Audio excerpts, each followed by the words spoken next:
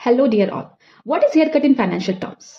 तो यदि आपकी कोई परिसंपत्ति है, कोई कोलैटरल है, कोई शेयर्स है, कोई बॉन्ड्स है, जब उनका एक्चुअल मूल्य जो बाजार कीमत उनका है, उनके बाजार कीमत से उनका मूल्य कम आंका जाए तो उसे हम हेयर कट कह सकते हैं। फॉर एग्जाम्पल, अगर आपने किसी बैंक से लोन लिया है और उसके बिहाफ में आपने अपने जमीन के कागजात गिरवी रख दिए, तो मान लीजिए कि उस जमीन के कागजात का एक्चुअल मूल्य जो है बाजार में वो 15 लाख रुपए है और बैंक आपको उसके बिहाफ में सिर्फ 12 लाख रुपए लोन प्रोवाइड कर रही है। तो यहाँ पर जो उसका एक्चुअल मूल्य था उससे कम आंका गया 3 लाख रुपए ना, तो उसको हम हेयर कट कह सकते हैं।